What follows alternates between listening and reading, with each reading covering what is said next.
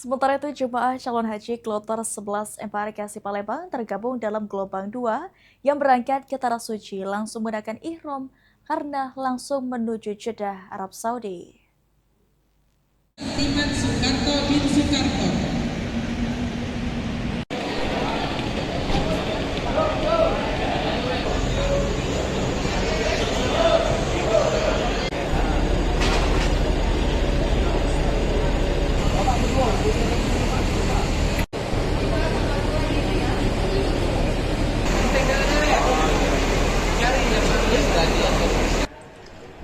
Sebanyak 444 jemaah calon haji kloter 11 embarkasi Palembang yang terbang pukul 10.30 waktu Indonesia Barat melalui Bandara Internasional Sultan Mahmud Badarudin II Palembang langsung menuju Bandara Jeddah, Arab Saudi.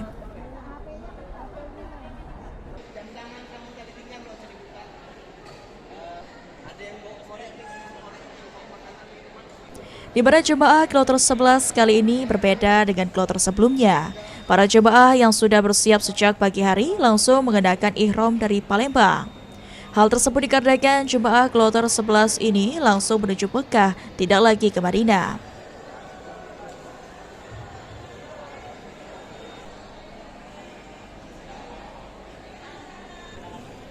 Nantinya setelah pesawat melintasi Yalamlam, jemaah dapat langsung mengambil niat mikot di dalam pesawat untuk melaksanakan ibadah wajib.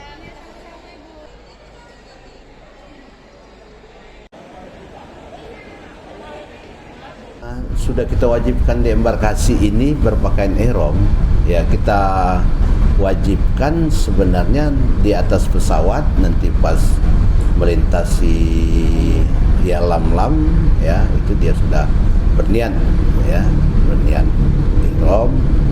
Dan kalau yang tidak sempat sebenarnya nanti dipandu, ya nanti di Jeddah, ya untuk mengambil niat hajinya. Dengan keberangkatan yang langsung ke Mekah, seluruh jemaah calon haji senang karena dapat langsung melaksanakan rangkaian ibadah wajib di Ka'bah.